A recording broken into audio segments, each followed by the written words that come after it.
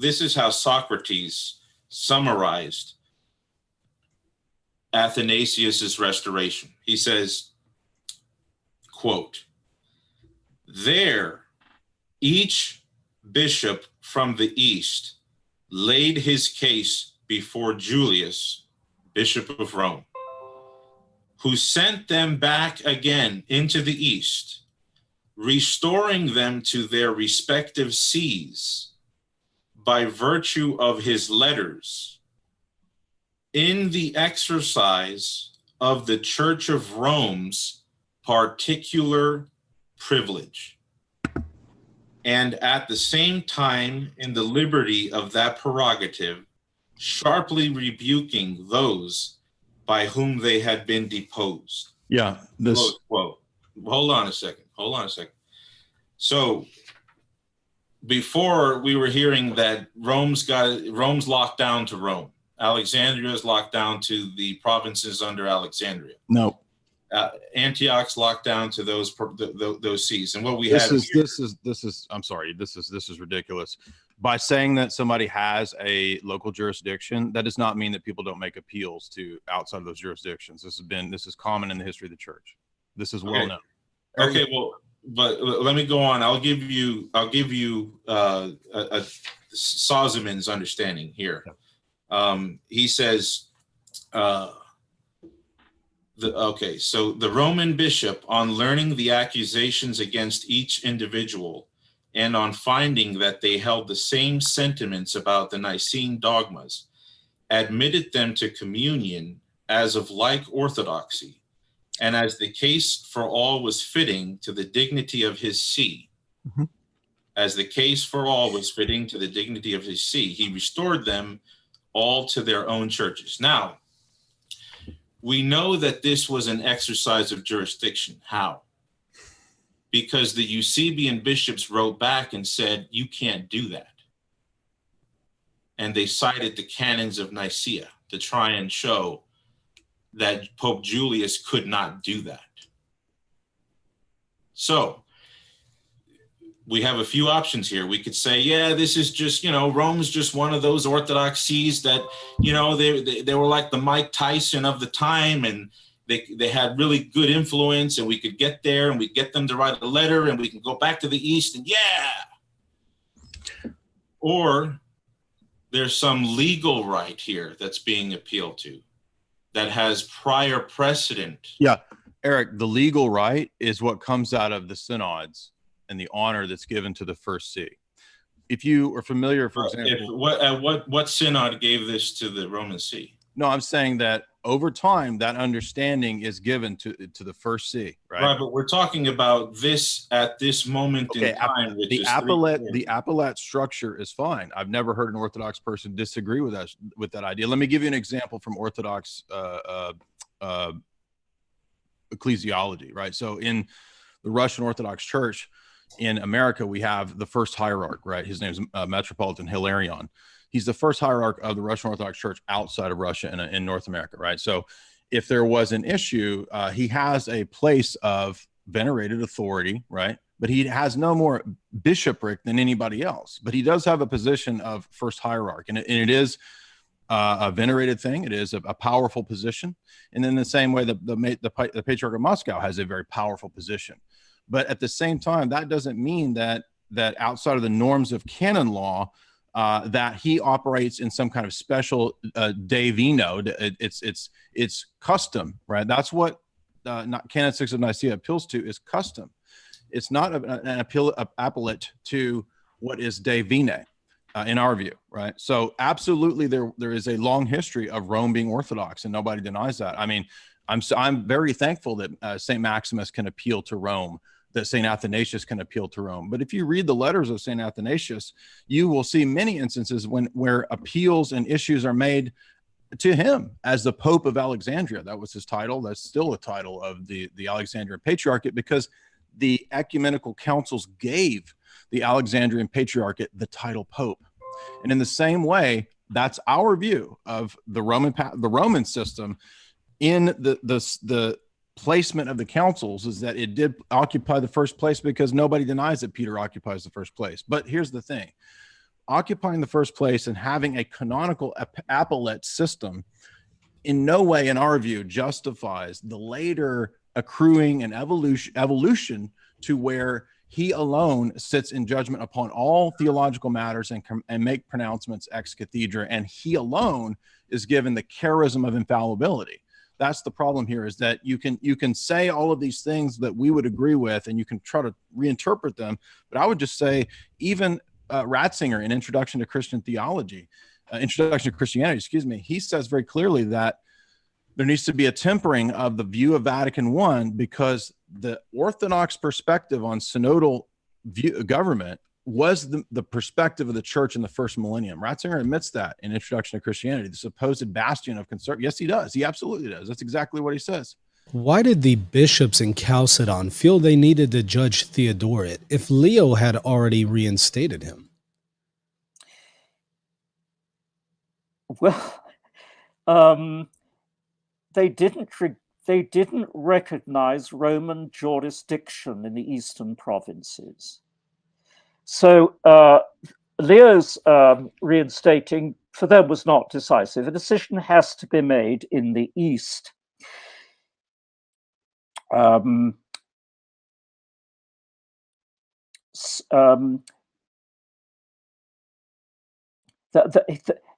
you want me to read? I can read you the quotes. You want me to read them?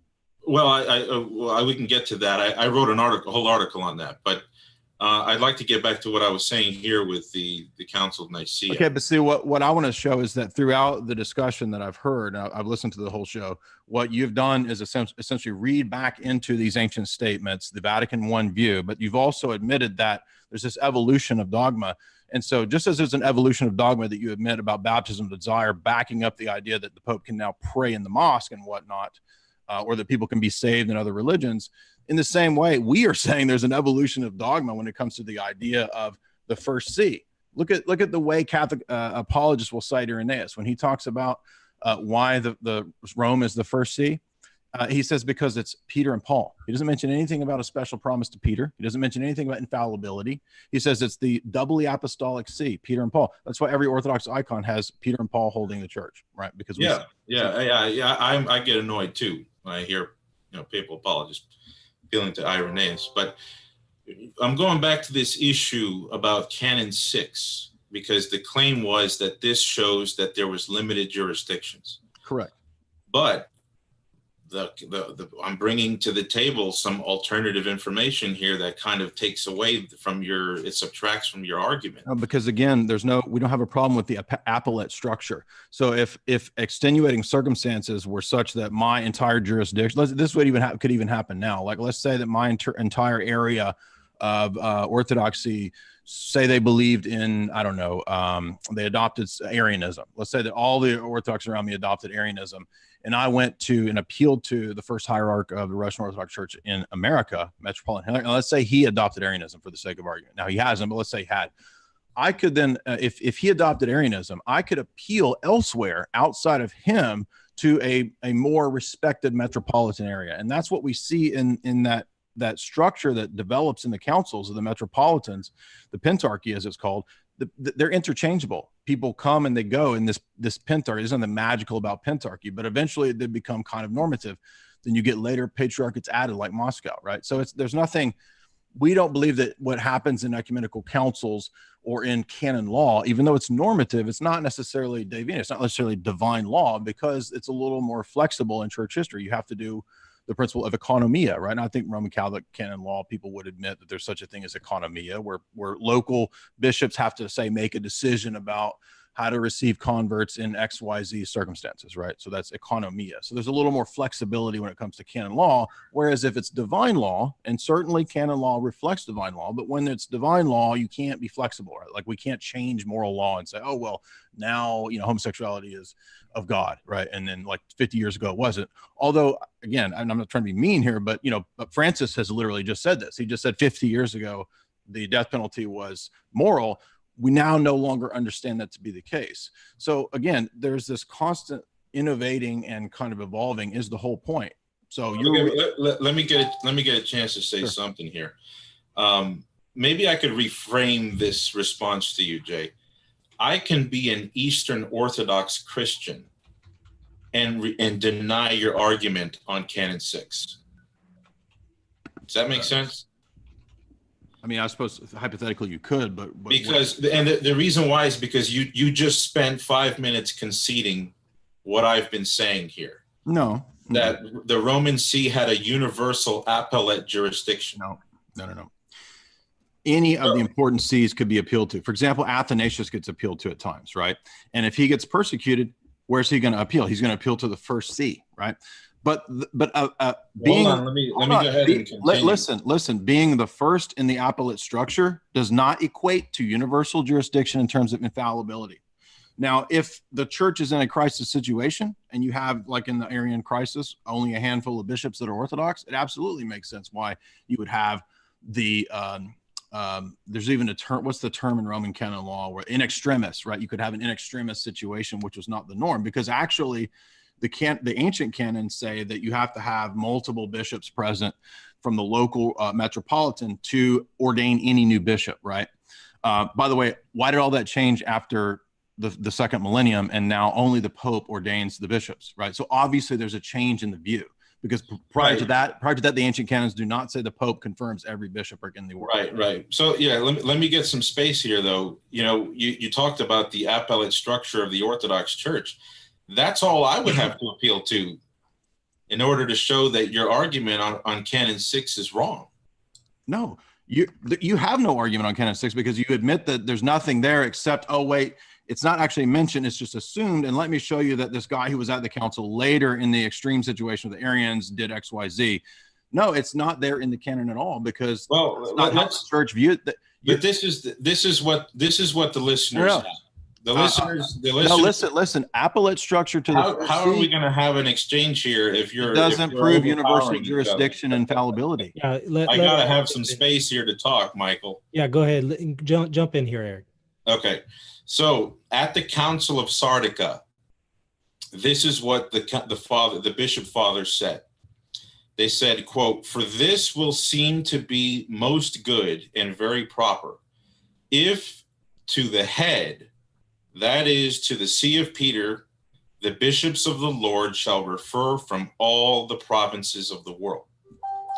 So I don't have to defend papal infallibility and all this other highfalutin stuff yes, in order to refute what Jay was saying about Canon 6.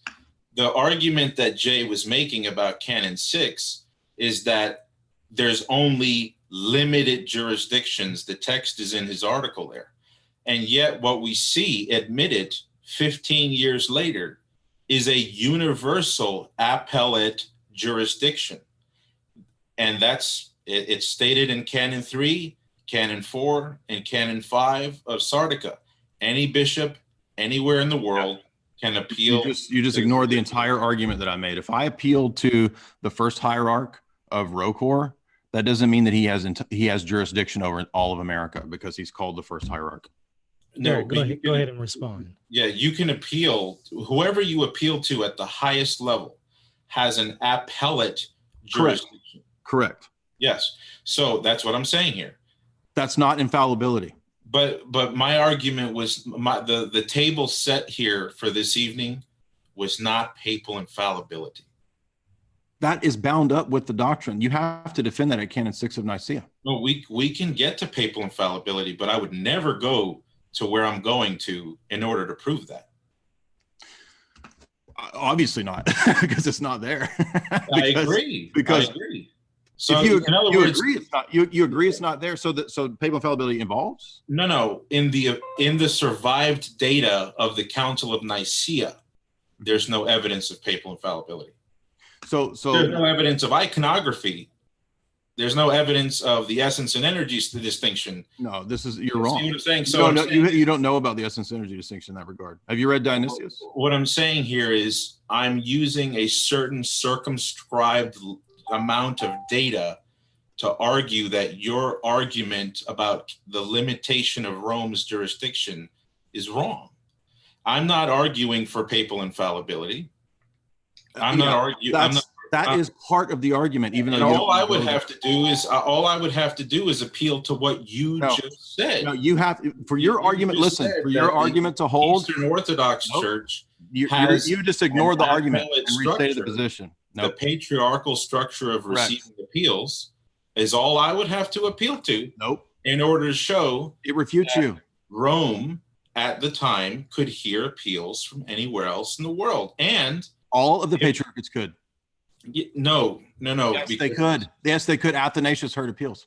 Okay, I understand Athanasius heard appeals, but does that mean that Athanasius had a universal jurisdiction over everybody who appealed to him? For your argument to hold, that's what you'd have to say. That's why. I wouldn't defend that at all. There were several. That's what you have to say. That's what you have to say for your argument. Let me give you an example, Jay. I can give you a perfect example. Okay, there was a bishop underneath the Patriarchate of Constantinople in the 6th century. His name was John of Chalcedon. He was accused of believing, I want to say he was accused of a Gnostic or being a Pelagian. And he appealed above his immediate synod to the Patriarch of Constantinople. Mm-hmm. So the Patriarch of Constantinople set up court. They had a tribunal, and they found him guilty. So John of Chalcedon lodged an appeal to Rome. It happened to be St. Gregory the Great at the time. John showed his case to Pope Gregory, and Pope Gregory overturned that decision because he found out that they were misunderstanding what he was saying. Right. And he sent letters back to Constantinople saying this man deserves his see back. Okay. Mm-hmm. That we're not getting into papal infallibility. We have to include papal infallibility. That's part of the argument, even though you don't want to go there. That is part of the argument. Look, Jay, there is something called setting off an argument and choosing to go to another argument at a different time. If I wanted to argue for papal infallibility, I would have started on an entirely different footing here. No, so but see, that's the thing is that you're not representing. No, that's not the debate. It's not a singular debate. That's the rule of debate. It's a basic rule of debate, Jay. No, it's not. I'm not here arguing. We're arguing worldviews. We're arguing. If you want, I could switch to papal infallibility, but that's not what I'm talking about right now. Yeah, right. Because all you're doing is appealing to an appellate structure, which doesn't prove the thing that you need to prove. All it's proving is that there's an appellate structure, and nobody disagrees. Okay, so what you're saying is that all I need to come to this. Have to do is give you one example, like Athanasius. Besides what I came to prove, I don't understand. That doesn't make any sense to me. That's not how worldviews work. That's why you're not a good philosopher. That's why on the epistemic issue, you're also going to be crushed. Okay, but answer Eric's question. We can get to the epistemic issue, but I guess we'll put a period here, and we'll let the readers and the listeners judge. Jay said that there's no other jurisdiction besides the limited metropolitan. Appealing is not giving universal jurisdiction. Okay, listen. If you admit, there's not a single historian that denies that Rome had an appellate jurisdiction. Where you're stuck. And that it was unlimited. If Athanasius gets appealed to outside of his jurisdiction, does that mean he has a jurisdiction beyond his jurisdiction? No. Here's what I'm trying to. That just proves your argument. No, it doesn't refute my argument because it's conceded by the Eastern Orthodox Canon Law that you could appeal to Rome in the first 10 centuries. Prove universal jurisdiction and infallibility, and those go together because that's what evolved. That's what we're here to argue against. We're not here to argue against your particular papacy. That's what you came to argue. But the title of the video, Jay, was Canon 6 of Nicaea. Okay, so look. The papacy is a thing that it stands or falls together. It's a whole thing. Right. Okay. And that's not exactly true. That's totally true. It's a house of cards. It stands or falls together. Okay. So you're saying that we cannot discuss the Council of Nicaea without discussing the clown masses of today? Is that your argument? You can talk about it, but I'm talking about papal infallibility and all the papal claims and the universal temporal jurisdiction that all goes into it that later evolved. That needs to be there in Nicaea, and it's not. You admit that there's no So clear let me ask you something. You said that they don't believe in development of doctrine. correct. Do we see anything about icons in the Council of Nicaea? We do have evidence of iconography from the earliest days of the church. Absolutely. Yeah, we have evidence of iconography, but I don't know of any evidence of the specific venerating doctrine at Council of Nicaea 787. Do you have any yes, no. textual? It's the same. If you read John Damascus's argumentation St. Theodore's John Damascus, that's if you read their argumentation on why we venerate icons, they appeal to the 1st and 2nd century fathers, particularly things like relics and the Eucharist. So yes, there is the earliest day veneration of those. Right, but so what we have here is some evidence, but you have to tease it out, you have to develop it, you have to bring out more of what's there. But that we don't is not an evolving of doctrine. Evidence. Explicating what's already there is not an evolving of doctrine. Okay, well, call it that. Call it explicating. That's a big difference because the Vatican I theologians like Newman argued for development and evolution of dogma. That's why your Vatican II church doesn't teach what the First Millennium Church taught.